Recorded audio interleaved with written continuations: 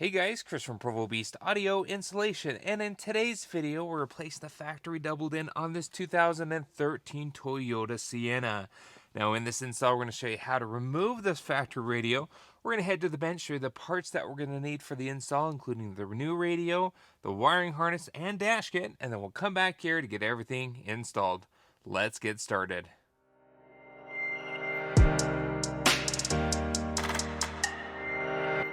Before we jump into things, a few things to note. We happen to have a premium trim Sienna here. So not only do we have the factory navigation, but we have OEM JBL. We have a JBL logo on the radio. It's also on the front door speaker. So we want to keep that factory amp. We have steering wheel volume controls. We have a factory backup camera. And in addition, on this specific Sienna, we do have the rear seat entertainment flip down screen with the DVD player down below. And we're going to do our very best to get that retained and working with our new aftermarket head unit. Now, most of the panels are just simply clipped in. I have a few panel popping tools and a 10mm that we'll need here in just a moment. First thing that needs to come out is the trim that's kind of below our radio bezel, and really it's just trying to find leverage to pop it on out. I do have a panel tool to kind of help get up underneath here. Okay, so with that now out of the way, next panel here, we actually have to remove the gear shifter knob as well as the panel up and around it. You can just unscrew it without taking the collar off at all. Now you may have a collar that still comes down. It depends on your trim and year, but in most circumstances you can just unscrew it, and then the panel underneath it will unsnap here. And then you can disconnect the little light harness there. Now next here, this all should be held in with clips for this AC panel. Comes on down, pretty simple. Again, just disconnect the harness. And now we're up to the radio. Now the radio will have 1, 2, 3, 4 10mm bolts. What we have is a deep socket with an extension just to kind of get back in there. We don't want to drop these bolts into the dash, so the ones in the back we're going to use a magnet.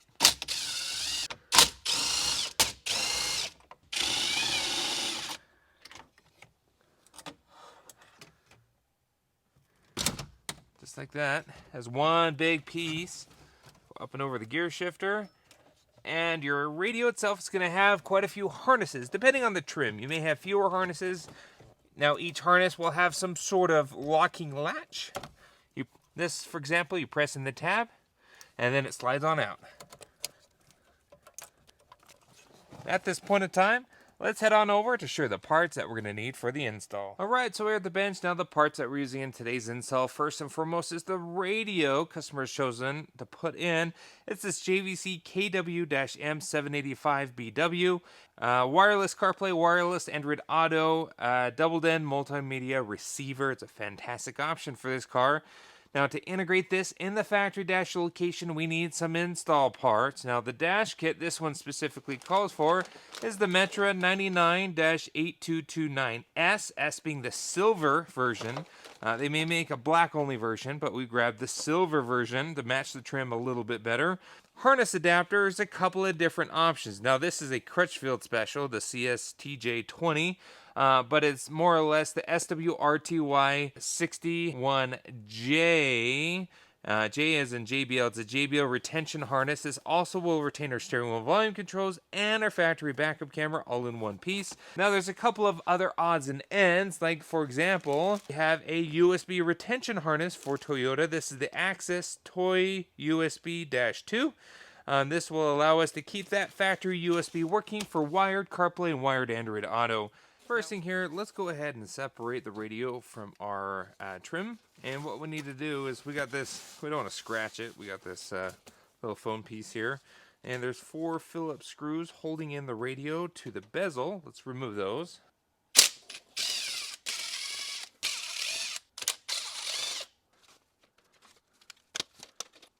So in our dash kit we have our pocket. That's for a single DIN, which we're not doing. We have a new brackets and the actual replacement trim. So it's painted to match. It's pretty close. It looks pretty good.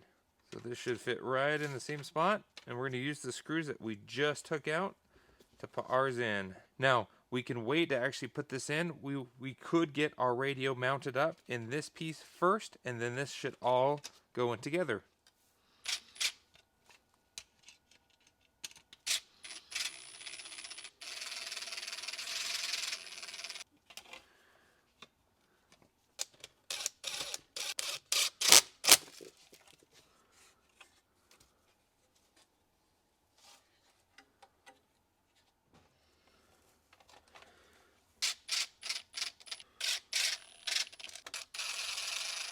There's our kit, all done, ready to go. Everything's all assembled here. So this is ready to go back in the car whenever we're ready to get that installed. So we can set this off to the side now and focus on our wiring. Alright, so next we're going to move on to wiring here. Now in our Crux harness kit, they actually send you 2 different harnesses fits multiple Toyotas with JBL. Now, not all JBL systems are identical, hence why you get 2 different harnesses. The best way is to go see which one plugs in. Now, because we have that factory amplifier, this is the harness we need. Again, if you don't have the factory amp, you want the SWRTY61S, and we can link that in the description. It looks the same when you unbox it, just the plugs will be slightly different. Additionally, here it comes with a backup camera harness. Also, depending on your trim, you may have these harnesses back behind the radio, and if so, it makes your life a whole lot easier.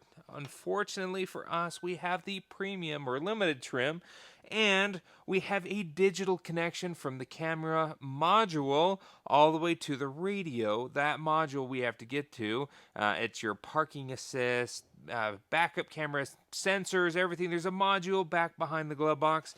We may have to extend this RCA cable all the way up to the dash, but we're going to have to pull apart the glove box to get in there so we can retain that factory camera function. Now this is the harness that came with our radio, and really what we need to do is more or less connect color for color. You don't always rely on colors only, as some manufacturers on either side may switch up the function of that color, so you don't want to make a mistake. Today we're going to be soldering our connections. Now if you don't know how to solder, you can certainly use butt connectors or even better crimp caps.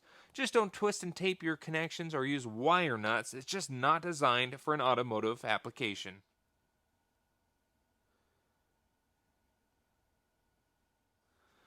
Alright, so we've soldered up our connections here, and in this case it was more or less color for color. Now, a couple of things to note with the JBL system, your actual JBL amplifier only takes 2 channels of input. So your rear channels are actually not going to be used. Now, if you have the non-JBL, you will use all 4 sets of speaker wire, and that'll hook up to the harness adapter. If you have JBL, remember, your rear speakers, your greens, and your purples will not be used. So we're going to cap those off with a piece of heat shrink. Everything else is more or less color for color. The 2 harnesses I haven't yet talked about are for your steering wheel volume controls, and they are labeled either Pioneer Sony, or you have Alpine, Clarion, JVC, Kenwood. It's this one as well. And if you're still unsure which harness to use, always refer to your Crux instructions, as it indicates what harness to use for your specific vehicle, depending on the brand and how to set those dip switches. We'll cover that a little bit deeper in a moment. As for now, we've made those connections. We added in our parking brake. We always add an extra power and ground for accessories just in case, and we teed those and to accessory and ground respectively. And more or less everything else, like I mentioned before, is color for color. So we'll move our heat shrink up and over those connections, and next we're going to shrink them down with our heat gun.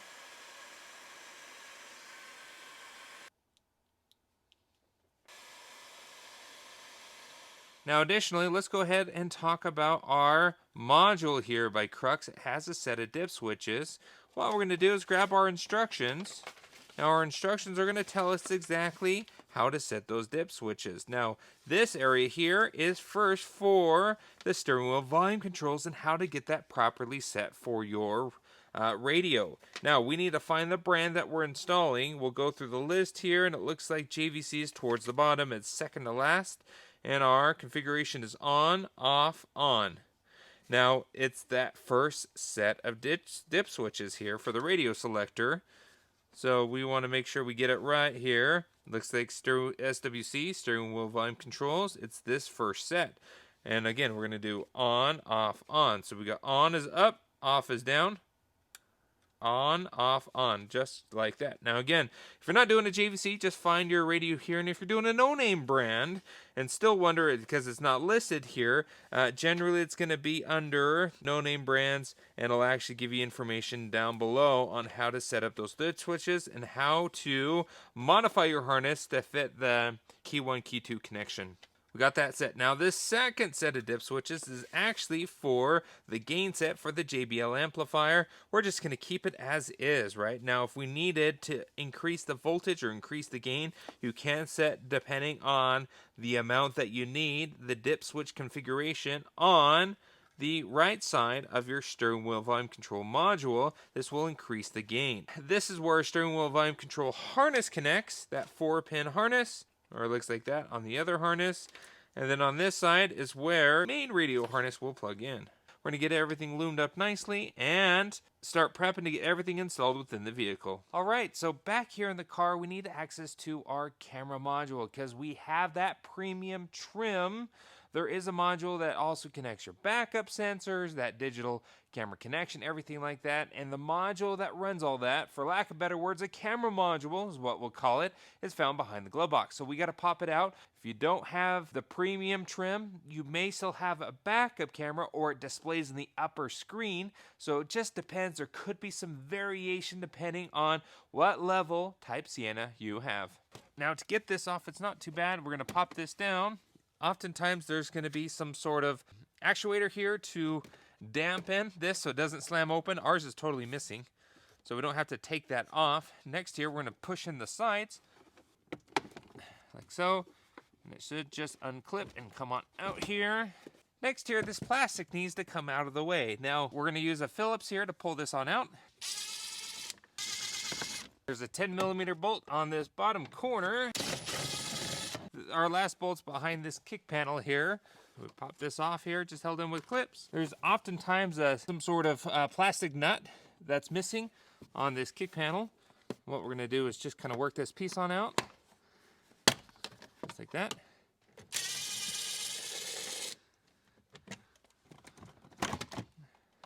Alright, so we're back here at the bench. Now, our backup camera harness, based on the harness plug that we need to connect it into, it's not going to fit on this premium trim Sienna. Again, that camera module or that ECU module that basically runs everything multimedia for the specific factory head unit doesn't have this plug style. However, we can still use the wiring from it. We just need to cut off the plug. And what we'll do is just that. We're going to go ahead and just cut that, just like so. Now, we still need this 12-volt to 6-volt adapter. The end with the black plug here is that 12-volt input, and then the output will go to the camera. So this is the 6-volt side, this is the 12-volt side. And what we're going to do is hook this in because we still need to power the camera with 12 volts. Additionally, we need to pull that video back from that camera so we can display it on the radio here. Now this may be too short. We may have to extend this wire, but nonetheless, this is going to allow us what we need in order to pull that video signal from that camera and to display it on that radio. We'll need to strip back these wires. White's generally going to be your video wire, and black is going to be the shield or the ground for that video signal. And so we have these 4 wires that connect into that harness that's found back behind that glove box. So we're going to strip these wires back. We're going to show you where these connect, and then we have to run these all the way forward to back behind the radio. Alright, so I finished kind of assembling a camera harness. So on this end here, we have that 12-volt, 6-volt adapter. I put an arrow on it so I know the direction. 6-volt outputs on this side.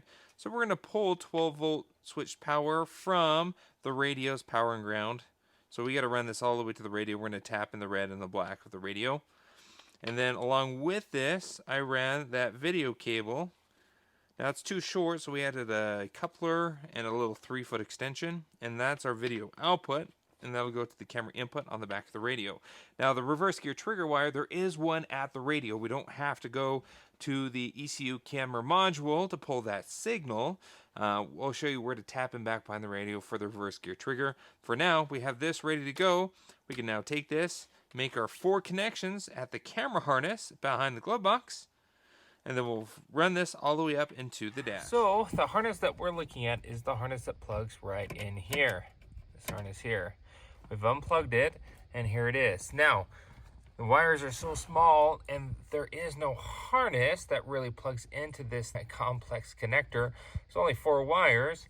Trying to strip back those wires without breaking them is really difficult because they're so small. I generally like to do a military splice to keep the factory harness, but they're just so small they're getting damaged. So I left enough where I can solder this back on. I'm actually going to insulate all 4 of these and plug it back in case we ever have to reconnect this harness. But on here, this allows me now a good access to make our 4 connections for the camera. Now, power from the 12 volt to 6 volt reducer goes into the red wire here. And then ground, it goes to the shield or the ground here. And it's not it's kind of a gray. It's more of a transparent plastic cover. And we just strip that back to do our power and ground. So that's going to power the camera on that 6 volt power supply. As for video, it's this black and white wire. Now, it's tempting to say your video ground is black, but it's not. Your video positive wire is black and your video ground or negative wire is white. So we went ahead and made that connection just like that. Now, we're going to put some heat shrink up and over those connections and re-illumine that. But that allows us now to pull that OEM camera signal from that camera and send it right to our new radio. So with this harness, we're going to feed it up into the stereo cavity, and we're going to pull that out to make those final connections. So let's go ahead and re-illumine this like factory, and we can go ahead and get this all put back together. Now, so with our camera done, we're almost halfway to getting to the DVD harness. What we want to do is tap into the DVD audio and video output so we can send that signal that generally goes straight to the drop down. We also want to tap into that so we can send some of that signal to a radio so we can see that up front as well.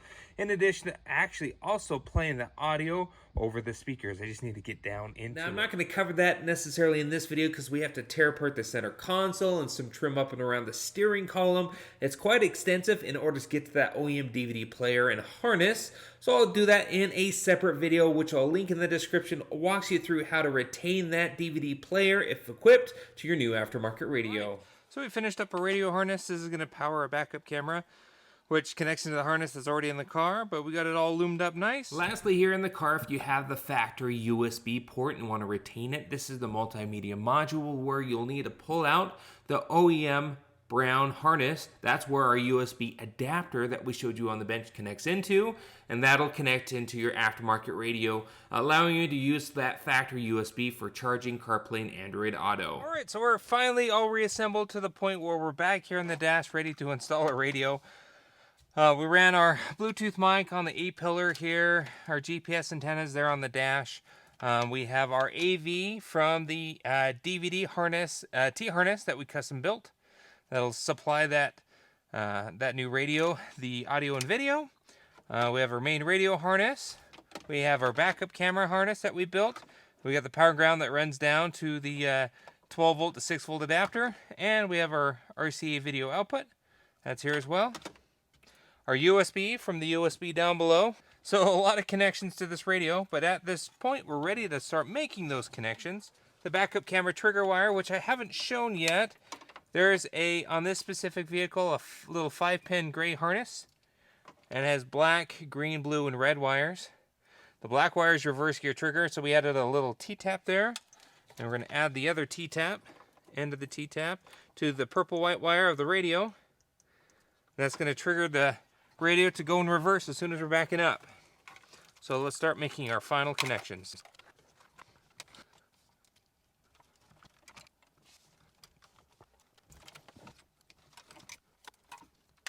With all these connections covered, we're going to just go ahead and start tucking everything into the dash here. Okay, we're just going to plug in our heating and air controls real quick. All right, so we kind of got this into place. Let's go ahead and do a test. Make sure everything's working. You want to make sure you test all the inputs, test your voice recognition. Make sure everything's working 100% before you snap it all back into place. Steering wheel buttons are all working great. Got our rear DVD player is working. That cool mod works great. We got audio from it too. We got CarPlay, Android Auto. Here's our backup camera to make sure that, yep, cycles over. Perfect. So that's really it. At this point in time, let's go ahead and snap it into place.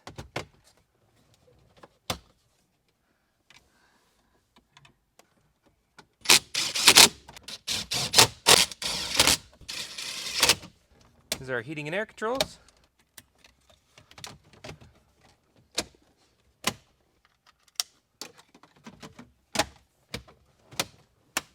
All right, so it's all back together. Everything's working great.